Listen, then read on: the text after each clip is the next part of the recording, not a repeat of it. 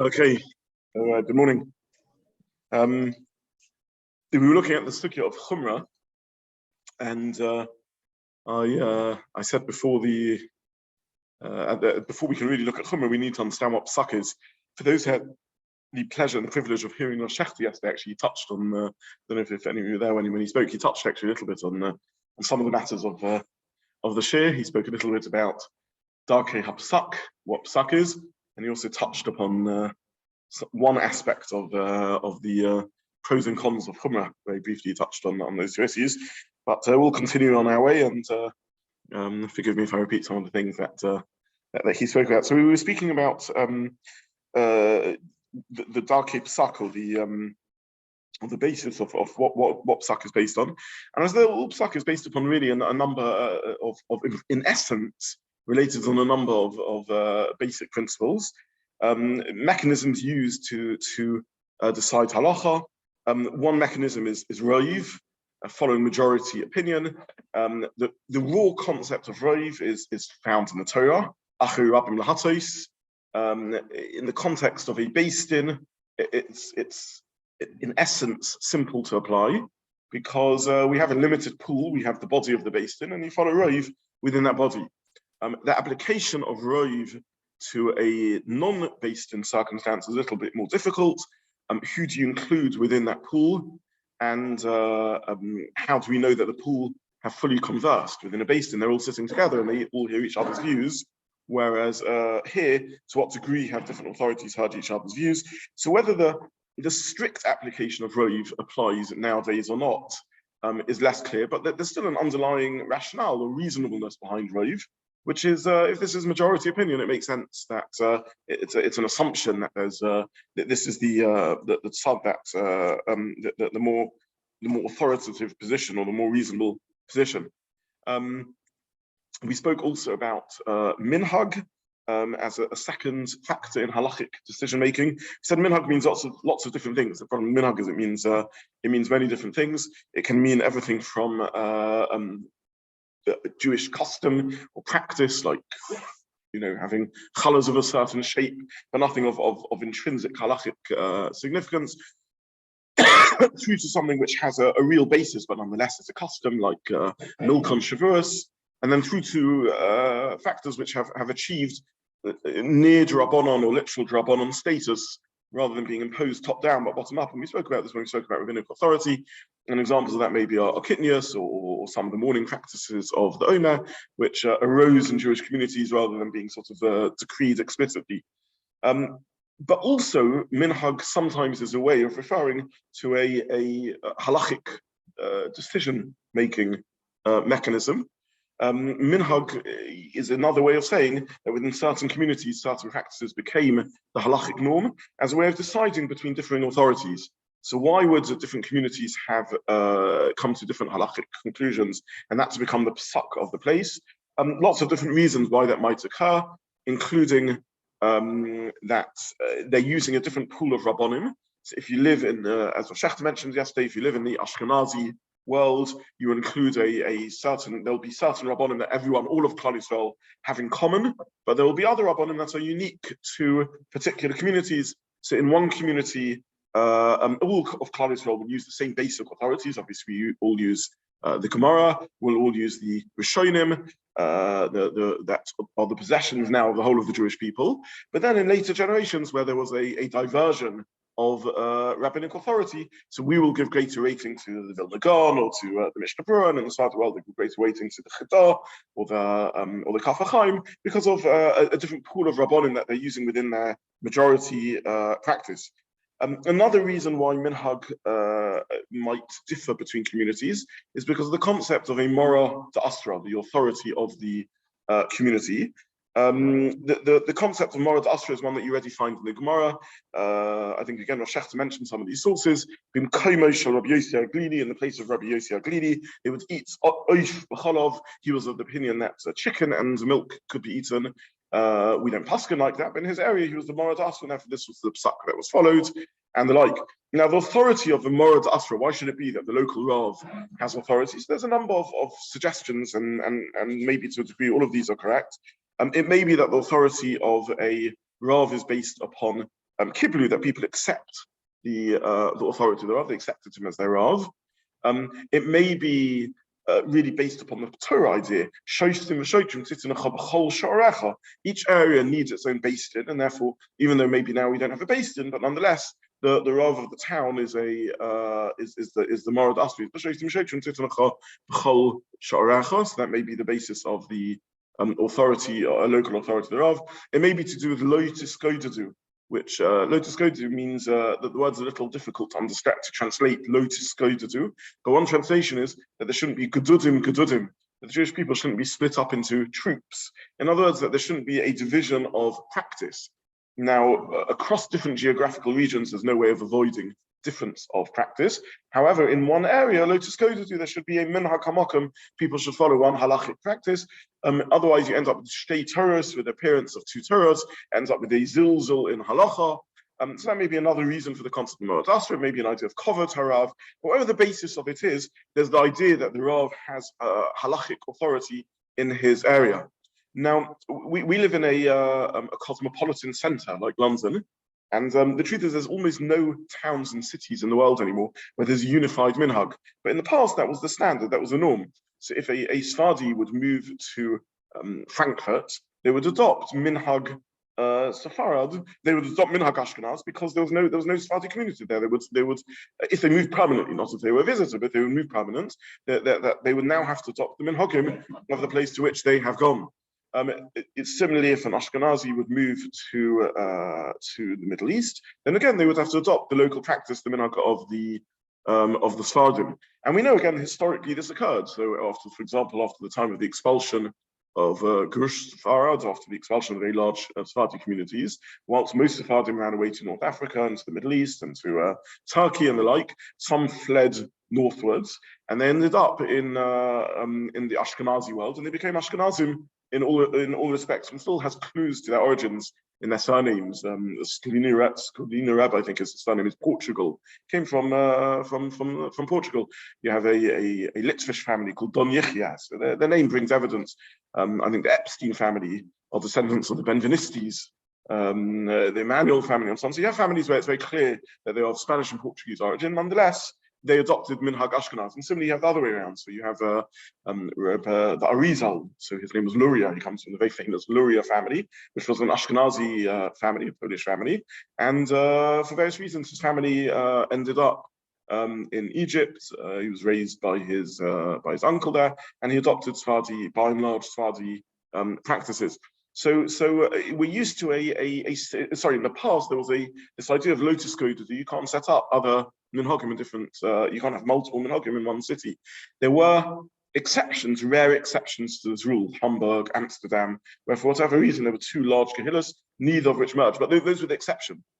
Nowadays we live in a multi-denominational, multi-minhag city, with many shuls and many rabbonim and many minhagim, and you have Ashkenazi shuls and Sephardi shuls and Hasidic shuls and so on, and it's different.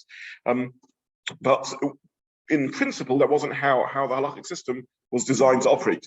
So this is the tool of minhag in deciding psak. So we have roiv and we have minhag. Here I don't just mean minhag in the sense of custom or in the sense of even practices which have halachic basis, but I mean minhag as giving halachic weight to one particular opinion. And we also discussed that if you see the minhag is like, the practice is like a particular opinion, that gives an indication that this is what previous generations evidently ruled like, and therefore it sort of gives it a weight in a sense, as Neil points out, it gets back to roiv. It's roiv by another form. Because if you see the minhag in a particular area and you know that this has been a practice for many hundreds of years or many decades or many doros, then in a sense that gives halachic authority to those to that minhag, because it means that the default, the assumption is, the presumption is that the presumption is that all those previous generations, from rabbinic silence, you read agreement with the minhag. So effectively it adds weight. So it means that all the rabbinic authorities who allowed this minhag to flourish evidently consider this to be the reasonable practice. So this is another source of authority. Again, there's a variant of this also. So we've spoken about halacha being decided based on roiv, a majority. We spoke about halacha being decided based on minhag, which is another route to reasonableness, perhaps, or another route to roiv. The Gemara says, and this is passed in the Ramah already, that if it's clear that one of the halachic opinions is that espoused by a godel, by someone who is greater than all the other authorities, then godel follow the opinion of the godel. Now, again, the rationale behind this, in a sense, gets back to svara or roiv, reasonableness or roiv. Reasonableness, because if someone is a greater authority, presumably the halachic reasoning is more likely to be correct.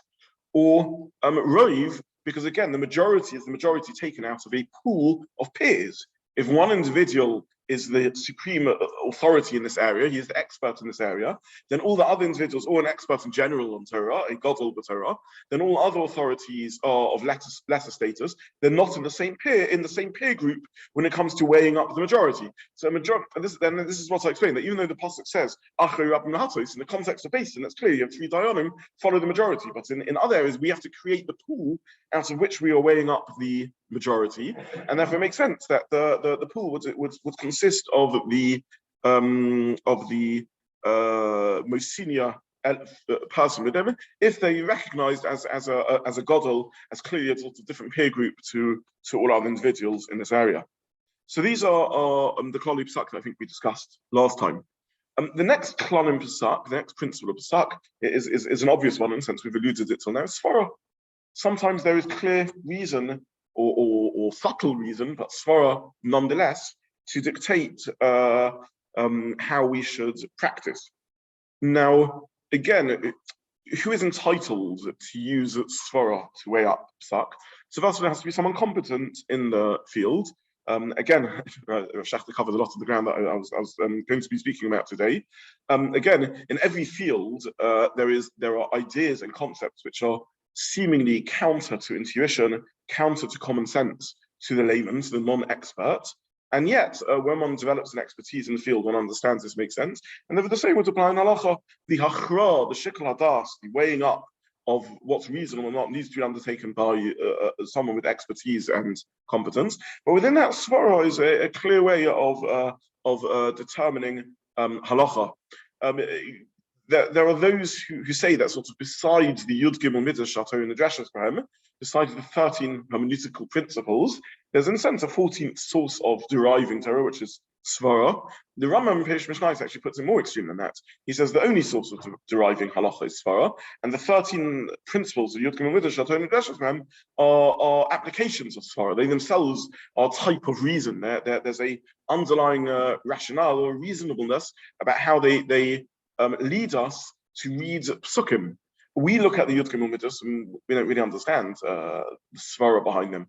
But sometimes when one learns particularly the Mefarshim of the 1800s and early 1900s, who tried to demonstrate the link between the oral Torah and the written Torah, the Torah Sheba'al Peh and the Torah Sheba'al Ketzav, you learn Hash, or Shimshon Val Hash, or the Malbim, or the Torah Tamima, or the Ketzav Kabbalah, or the Hamak Dava. One sees how they call this Omek Kapshat. You see how if you really read the Posek with care and you understand every nuance of the language, you see that this is the most reasonable way of understanding the Pesukim. So this is a type of svara. This is a svara in textual analysis. What's the Posek mean? What's the Posek saying? But there's also svara in raw reason, svara as a way of determining halacha. The Gemara says svara. The Gemara often says svara. So, for example, two very famous examples of this. One in which it's used to derive perhaps the most important of all monetary principles. Hamotzi mechavero olav haraya. If you wish to claim from me, you need to bring a proof. The burden of proof is on you. So this is a very basic monetary principle, which is you can't just appear in court and say you owe me money. You have to have some evidence for your claim. If you bring edim, witnesses, if you bring a shtar, you bring documentation, that's where you have the mechanism of how can I defend myself from the witnesses, bring counter edim, argue that the shtar was paid, bring a receipt, make a shavua. That's where the whole of dinim mamona starts. If you just turn up in Beis Din and make a claim without any raya, without any proof of the claim whatsoever, that there's obviously no, I don't need to respond. Why should I even bother responding properly to your claim? So Gemara discusses what the source of this is, and the Gemara says svara. It's reason, it's logic. It's not something we need a pasuk to tell us. there's a first omud of the Gemara in Ketzad Mevorachim, in which the Gemara discusses the source of brachas min haTorah, the origin of having to say a bracha, and the conclusion of the Gemara is that whilst there are some brachas which have direct source from the Torah, primarily Birchas Hamazon, benching. It's a Posek in the 8th chapter of Zobin. V'chalta v'savata v'eirachta. You eat, you're satiated, and you make a bracha achron of Birchas Hamazon. However, most brachas have no source in the Torah. It's a svara, it's reason. It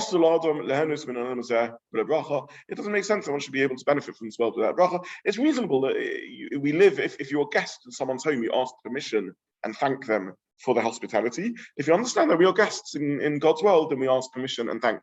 So this is a different sort of svara. The first svara of Hamotz Mechaver Avara is one that's intuitive to anyone who thinks carefully about mominus, about monetary law. The second svara is built on sort of certain theological understanding of what the world is, but nonetheless, this is a svara. And then you have svara in multiple scenarios in halacha, down to modern day application. So the Pesukim, the 39 melachos, tell us nothing about the use of electricity. When electricity first came out, it was analysed, it was debated. Very senior poskim took stances on all sides, and after probably 10 years, 20 years of the issue being trashed out with constant backwards and forwards and so on, a clear consensus emerged that this fits within the categories of actions which are forbidden on Shabbos. Now, there's no psukim about this. There's no direct evidence for this. There's no minhag. This is a new practice.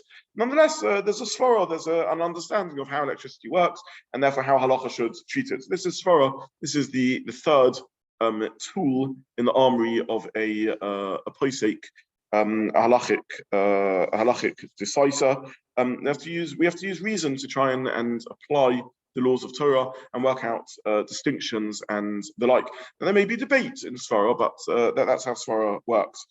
And the final tool in halacha is really will come down to klolei sofek, principles of doubt. How do you deal with a situation where you can't resolve the halacha? You're not able to arrive at a halachic conclusion.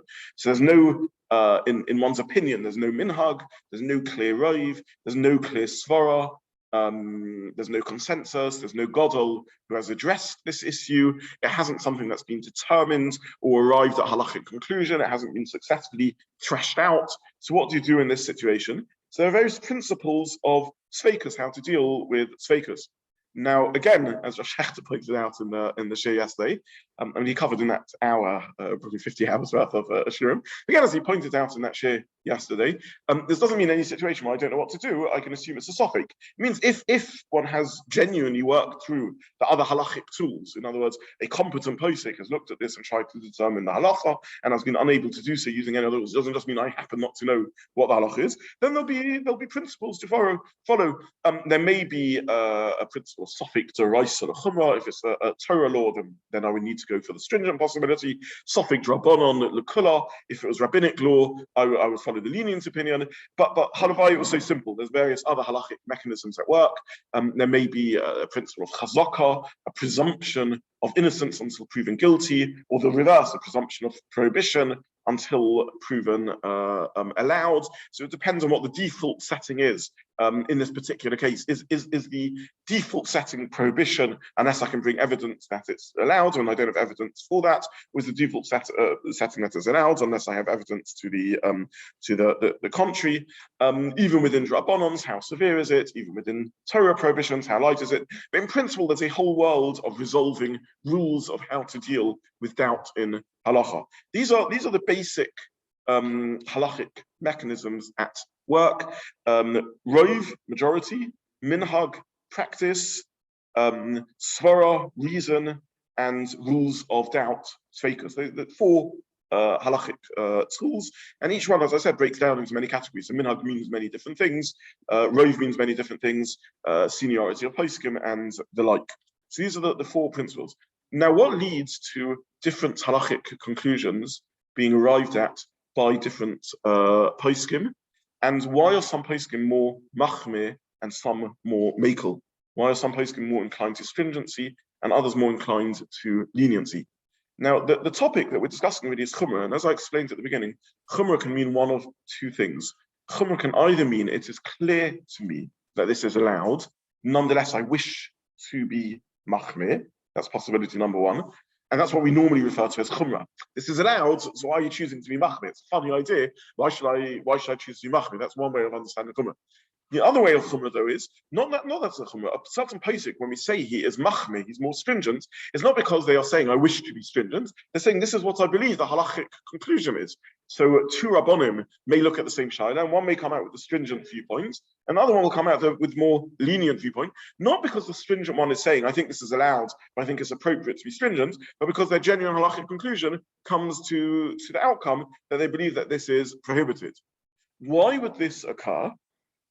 Because they are assessing one of these four tools differently, or they are giving different weighting to these four tools. I discussed one example of this last time. I said around the issue of Rove following majority opinion. So he doesn't need to open a tshuva of the Rabbi Yosef, or a tshuva from a very different world, the Mishnah Brura, the Biur Halacha, the essays he writes in the Biur Halacha, and you'll see that they accumulate a vast array of poskim on the matter. Rabbi Yosef brings an encyclopedic list really of Rishonim and Achronim, and any response that he writes, you may see 50, 80, 100 names quoted. The Mishnah Brura will certainly go through all the Rishonim and early Achronim, and both of them will give quite significant weighting to majority view.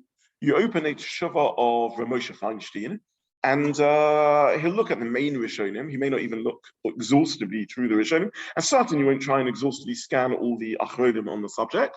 And he'll more quickly move to Svara, to reasoning, how he analyzes the sugya.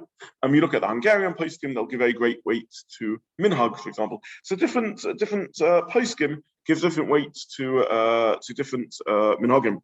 I'll give you just an example of this on a shaila I was asked last week. So someone is traveling to I think Australia. And then on the way back, they are flying back via Los Angeles. They're circumnavigating the globe. They're going all the way around the globe, and you get to dateline questions. And in fact, I'll give a simple example of this. This is someone who's traveling. Let's leave Australia. Let's even talk about Japan. Someone else, in fact, twice I was asked to China last week. Someone who's traveling to Japan, and again circumnavigating the globe. So the way there, they're flying eastward, and then the way back, they're continuing to fly eastward. So they're flying all the way around the globe. So this is a very nice example of a fairly modern shaila. I mean, the globe has always been globe-like. It's always been round. That's not a new shaila. However, it only really was spoken about extensively. Yes, it didn't change from flat to spherical. However, it's only really been discussed as a sort of practical halachic question over the last 100 or 150 years. With travelers. The basic problem is, without going too much into detail, as you travel, let's say eastward, you move an hour earlier, one time zone earlier, another time zone earlier, an hour, and eventually, if you would continue to do so, you would arrive back at your original place of origin, effectively a day earlier in this situation. So there has to be a point at which it switches. The international dateline is a consensus, a convention based upon more or less being 180 degrees around from Greenwich, because the British were the first to engage extensively in this form of travel and be aware of these things. And more than that, it's convenient. It's in the Pacific Ocean. It doesn't cut through too many land masses. Why should that have any halachic significance? So there are, without going into the full complexity, it's a share in its own right. There are a number of ways of looking at this issue. So the Chazon Ish, famously, when he was asked this question around the Mir Yeshiva in Shanghai, pointed out that we do have two Rishonim that seem to address this source, though neither of them completely address it thoroughly, and neither of them engage in normal full halachic analysis of it, and one of them isn't normally seen as a primary halachic source. One of the Rishonim that discusses this is a relatively passing comment of the Baal Hamor. Baal Hamor is an important halachic source, and the second is the Kuzari. Kuzari is a work of philosophy and Jewish thought. It's not a halachic work, but nonetheless, incidentally, he mentions this issue. So the question is, to what degree can the view of the Balamur and the Kuzari determine the halachic issue. The Chazon Ish believed that this was the only primary sources we had on the matter, and therefore he paskins based on that.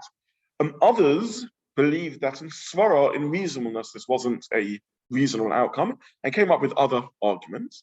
And the third view was minhag. At the end of the day, it's true no one explicitly asked this shaila till about 150 years ago, but Jews spread gradually throughout the world. There were already Jews living 100, 150 years ago on the west coast of America. There were already traders that had made their way to India, and then on from India to China and Shanghai, and then on to Japan, the great Sassoon families, the Iraqi trading families. So look at minhag, and the minhag is that basically speaking, it's in line with the international dateline for obvious reasons, both because that's what the non-Jewish world called Saturday, and because there's a certain intuition about it. If the center of Jewish life is Europe, the Middle East, North Africa, Jews radiated westward and eastward. So you could say minhag is what determines this matter, and that's the close of the halachic discussion. So you basically have three ways of assessing this issue. You have the Chazon Ish, who found some source in the Rishonim, but it's not a threshed out sugya in the Rishonim in the normal way. It's not extensively debated by the Rishonim. You have svara, reasonableness. For example, some thought intuitively it should be 180 degrees from Yerushalayim, if Yerushalayim is the center of the world, and other such svaras that were floating around. And then you have minhag. This is what people do, and therefore that should be the determinants of it. And significant figures adopted viewpoints on each side, and came to different halachic conclusions. So how do we practice in outcome? What's the halachic conclusion? So you actually see all four principles used over here. There are those that say we follow the Chazon Ish, because the Chazon Ish found a source in the Rishonim. True, it wasn't thrashed out fully, and therefore we wouldn't be able to use the normal rules of Rav. Nonetheless, we saw there's a principle of follow the Gadol, follow the greatest opinion. The only opinions we have decided this issue, or the Kuzari and the Balamor, therefore we should follow the Rishonim, follow their conclusion. An alternative approach would be minhag, see what people do, and therefore let's follow minhag. A third approach would be svara, what's considered most reasonable. And a fourth approach would be Rav. Since this remains a matter of big debate, and if I don't consider myself a peer, I don't consider myself a peer, but for one who doesn't consider themselves a peer of the great authorities who debated it, so let's do a Rav and see what Rav of the authorities who debated this issue decided. And halacha ma'aseh, in practical halacha, all four of these outcomes are outcomes that are accepted, and different rabbanim will take different stances based on those. And then there's the fifth possibility. It's unresolved. So be Machmir. So work out the zone which remains inconclusive. No one thinks that there's any doubt about India, but as you head towards the far eastern coast of China, and you head off the mainland into Japan, and you head off the mainland into New Zealand, until you hit Alaska, there remains a zone of confusion. So maybe someone should be Machmir, maybe someone should be stringent and keep Shabbos both on Shabbos and Sunday, for example, or at least for the Deraisas, do so, not for the Drabbanans. So even though the core Shabbos you'll follow, whichever opinion you consider most convincing, nonetheless, you'll avoid, let's say, doing any Deraisa Torah prohibitions in the zone of confusion. And there are serious figures that advance all five positions. So this happens with Shaila last week, and there's a nice case study of a fairly recent child, as it were. It's an old principle, but one that only really began being mass discussed and debated in the last century and a half. And you see all these different schools of Pesach. So this leads us to the first understanding of where Chumra may develop from, which is simply a Posek who doesn't feel able to decide. And different Posek will have different degrees of sense of their own competency and their own ability to paskin. And based on that, may end up being more Machmir or more Mekel. Why might a Posek feel less able to decide? Either because just a lesser sense of self-confidence, they're just less decisive and have a lower sense of self-confidence and ability to paskin, or because, perhaps correctly or incorrectly, they assess their own competency as lower. So this will depend on the degree to which one sees oneself as less than previous generations of decisors, or one sees and judges one's own abilities as less. And you can see different poskim. Again, Moshe Feinstein was a very confident posek. He had the ability to look at the sugya, reason out. He didn't even see a need necessarily to exhaustively go through all classic sources, and he was confident to paskin based on his own reason. Rabbi Yosef, interestingly, he was also very confident Posek, nonetheless did see a need to go exhaustively through the sugya, but nonetheless, when he felt that there wasn't a clear consensus, he would decide and he would go for it, and he was convinced once he came to his conclusion that was the conclusion. So he combines actually both being a very self-confident Posek and then you see I don't know, a figure like Rabbi Yashiv. So Rabbi Yashiv is there's no doubt on average more Machmir than other poskim, and by and large it came back to a sense of modesty. He is less. I don't want to psychoanalyze. I don't know Rabbi Yashiv well enough to, even if I did, I don't mean this as a piece of psychoanalysis. I mean this as a halachic statement. Rabbi Yashiv didn't feel able often to decide a shaila, and therefore more often than not he held that this was undecided, and therefore he would be machmir out of caution. So he was choshesh. He was concerned for more viewpoints and more possible nuances of how to look at things. It's interesting because in many ways he's quite a similar Posek to Moshe. If you rewrote many of his teshuvas, he belonged to a similar sort of Litvish tradition as Moshe did. I didn't necessarily exhaustively look through all the sources, but nonetheless didn't have the confidence always to come to a halachic conclusion, and therefore would often leave things misophic. I mentioned, since this is a forum where I'm allowed to be a little more interactive and relaxed. This is not a pulpit speech. I had the privilege actually. When I lived in Yerushalayim, in the early days, Rabbi Yashiv was much more accessible. He wasn't difficult to get hold of. And at the time, for a time, I didn't want to daven in the minyan that I had near me was a very slow minyan. I wasn't that interested in that particular minyan, and I discovered a small minyan in off Meir Sharim, which was conveniently located. And I used to daven there, and it was quite a fast-moving minyan. It was Rabbi Yashiv's minyan, and he used to have about 15 people. It wasn't a mass minyan at all. I was a bacher at the time. I was yeshiva. And I used to daven there, and Rabbi Yashiv was there, and you could speak to him afterwards. He used to invite us back to his home afterwards. He used to go back to his home for Havdalah and the like. And he was very easily accessible back in the early days. He was a man of very few words, though. He wasn't someone who could easily enter into conversation with. He wasn't a chatty figure in the least. He's a man of great dignity. He had a nobility of appearance and spirit, always very sort of put together nicely and very calm and very dignified, held himself very, very straight. There's no flurry of shuckling when he davened with great dignity. He used to, I davened in his shul on Yom Noraim also, so it was a minyan I enjoyed.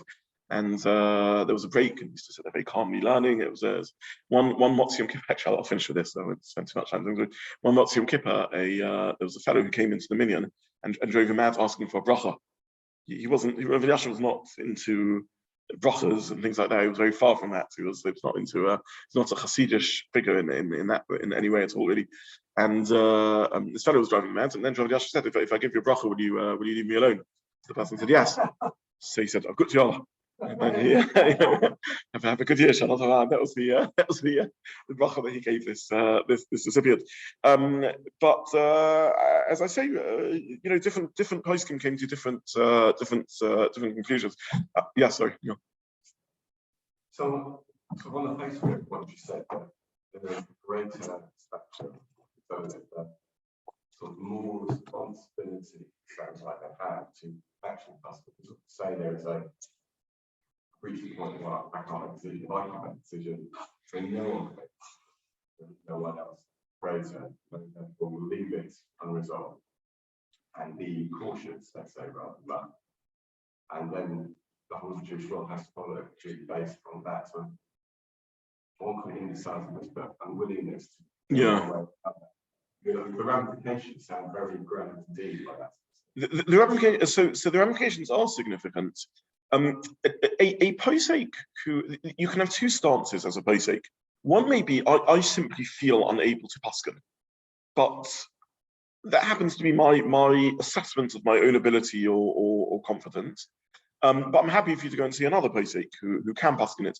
And there can be situations where you feel my assessment is that this is near unpaskinable. In other words, you can be quite assertive and confident in your power to say, I don't know also. I don't know doesn't have to be a diffidence. I don't know can be a diffidence, and it can be a certainty, which is, I don't think there's good evidence for this. There is, by the way, a meta question around this also, which is we often say, I mean, Pesach is, and one of the beauties of Halacha, those who enjoy Halacha know this, and this is the subject of many a share that's given, and these are nice shiurim. You'll take some modern scenario, maybe something in medical ethics, or maybe some new piece of technology, and one will give a nice hour-long share between Mincha and Mariv, exploring how the classic sugyas can answer these halachic questions. And one of the beauties of halacha is that this can be a cutting-edge piece of technology, and yet one can find very clear legal principles, halachic principles that can be applied to the new scenario. Is that always the case? Is it always possible to find such a principle? Or could it be that there are questions which are unresolvable in halacha because we simply don't have halachic sources that deal with it? So there are poskim that are of the opinion. Rabbi Yashiv, in some questions, was of the opinion that we simply didn't have enough data to answer the question.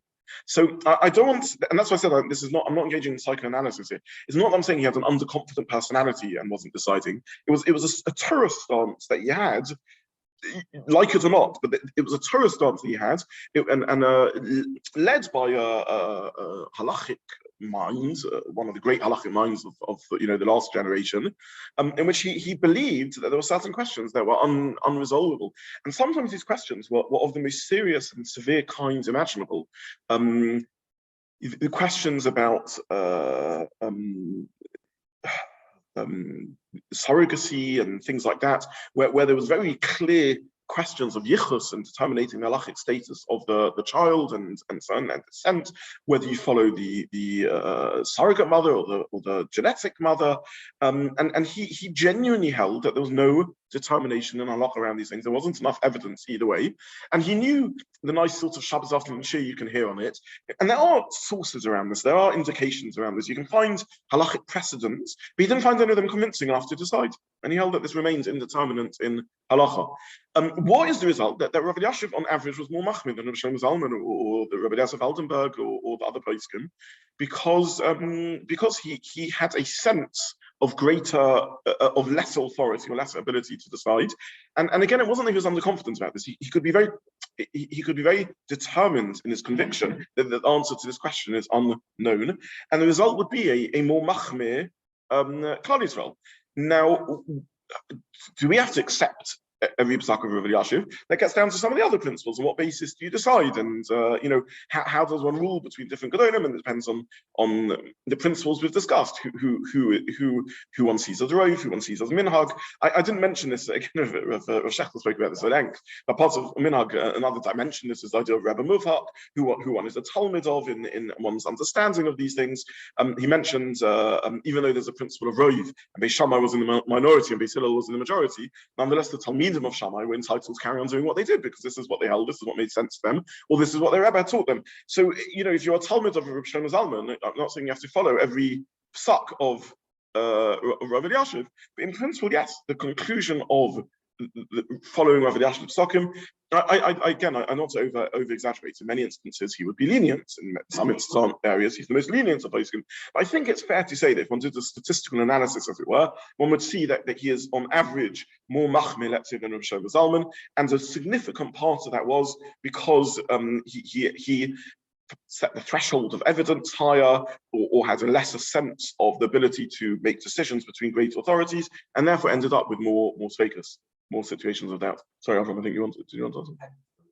Is it possible that this halachic outlook was, I have to try the word, but conservatism, meaning the major, if in doubt, don't change.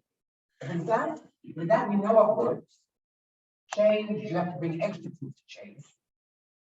And you didn't bring the extra proof, so I won't change. Okay, so this is very interesting, and it ties into actually two things you mentioned at the end of the last year. The first one is sociology around Pesach. Is it possible that Pesach is influenced by a conservative mindset? Is it possible that sociological conditions such as, the rise of reformist tendencies would influence a Posek? That was one question you asked. And the second question you asked was around the rule of koach te'atera odif, the power to be lenient is the predominant one. So let me just comment on both of these principles, and I'll start with koach te'atera odif first, and then we'll probably run out of time, and next time we'll look at sociological effects of Pesach. The Gemara uses the phrase koach te'atera odif, the Rishonim use it, but the simplest explanation of the phrase is a bit of a double-edged sword, and one that actually ties into what we are saying. Koyach de'Torah odif in the simplest explanation means as follows. Koyach de'Torah, the power to be matir, to allow something odif, is more or is stronger. On the simplest value, in simplest translation means you have to be a greater posek to be makel, to be matir. So if you see a posek who is matir, who is makel, you know they are of greater halachic stance. Or to allow yourselves to be matir, that if you have a debate between someone who is machmir and someone who is makel, someone who is stringent, us forbids, and one who allows something, you can be sure the one who allowed is, or you can presume the one who allowed is more confident of his allowance than the one who forbids, because to forbid is easier than to allow in halacha. But the flip side of this means that to be makel, you need to be of greater ability or greater confidence or greater evidence. So it cuts both ways. If you have a recognized qualified posek who is lenient, that demonstrates a certain power of halachic ability that they possess. Fantastic. But the flip side is also true, which is you have to have that ability in order to be lenient, and therefore someone who has a sort of a epistemological modesty, a modesty in the sense of their own ability. Rabbi Yashiv was not campaigning to be the posek hador. He didn't push for that status. Certainly after the demise of Rabbi Shlomo Zalman, and even in the lifetime of Rabbi Shlomo Zalman, he was considered, even in the lifetime of Rabbi Shlomo Zalman, he was considered one of the preeminent poskim. After the death of Rabbi Shlomo Zalman, in many respects, he was considered one of the most senior, if not the most senior posek. And he was saying, you wish to ask me your shada, that's your prerogative, your privilege, your choice, and many of Klal Yisrael came to see him to ask that. But the fact is, I'm unable to tell you, and therefore I believe one ought to be machmir. That was his stance. He was not, Rabbi Yashiv was not interested in, and at no stage in his career did he engage in or push himself into politics or into becoming a posek. He was a shy man. He wasn't a charismatic figure. He wasn't a great public speaker. He wanted to sit and learn. That was his, and Paskin, that was his life. He served for a short time on the Rabbanut in the Rabbanut in Israel on the Beis Din, and then left it over divided in certain halachic matters. And then he became the Rav of a little shtiebel. That was his job title. That was what he did.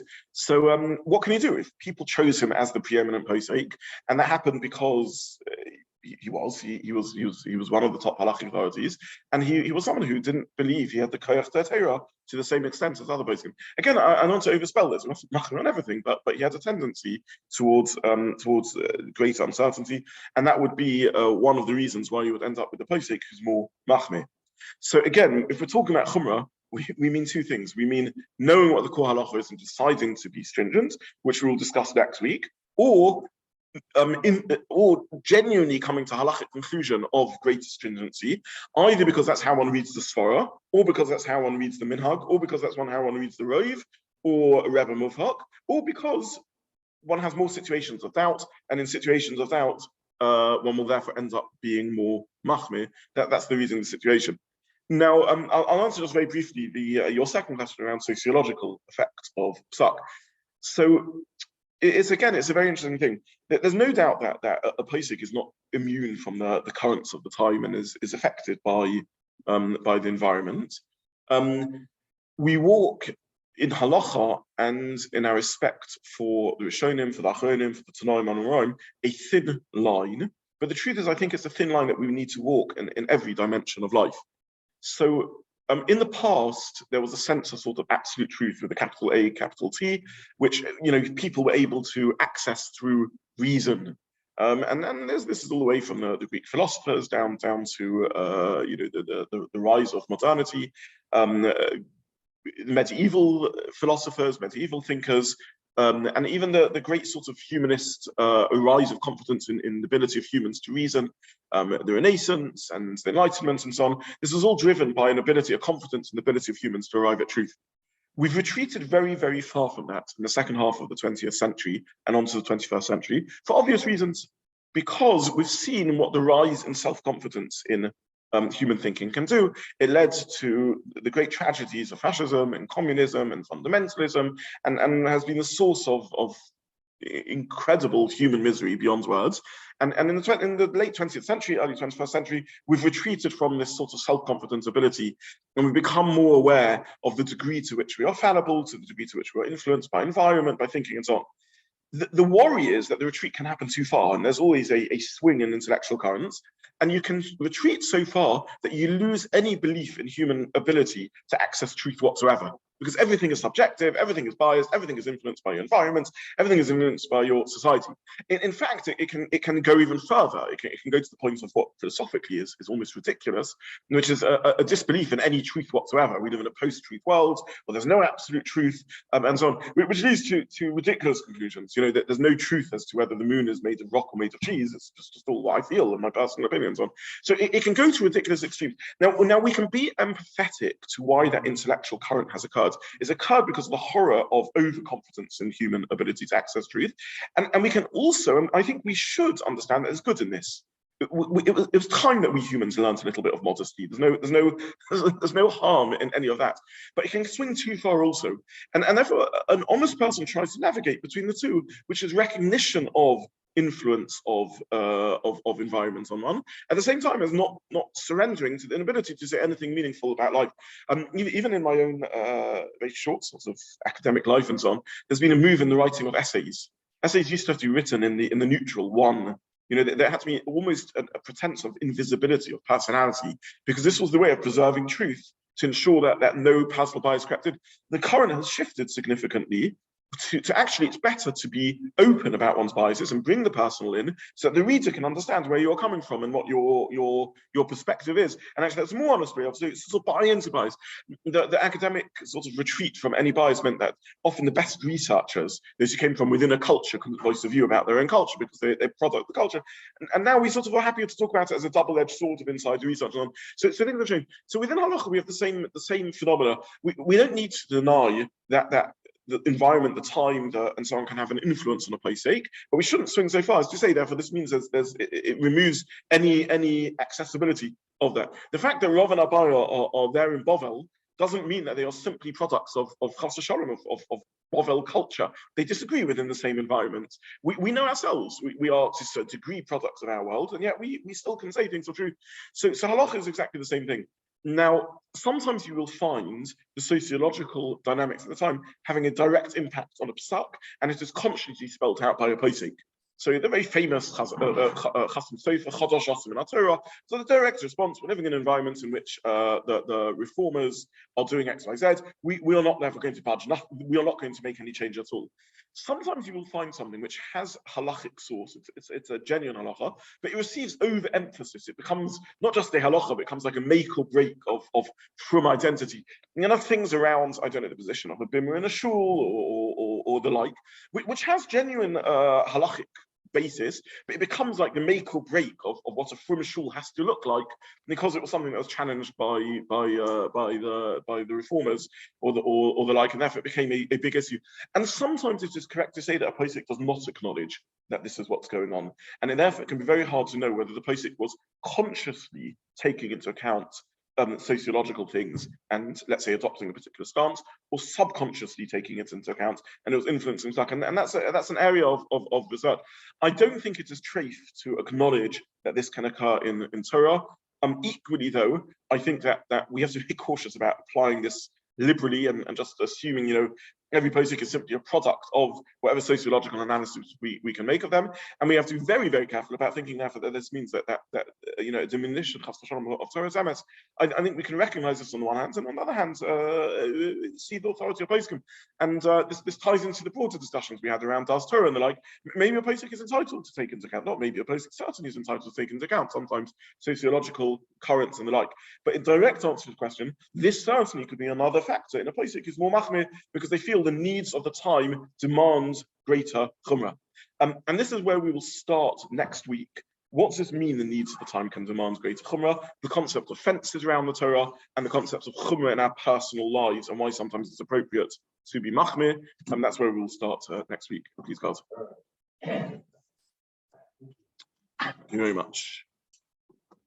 In 1991, I Thank you. Thank you.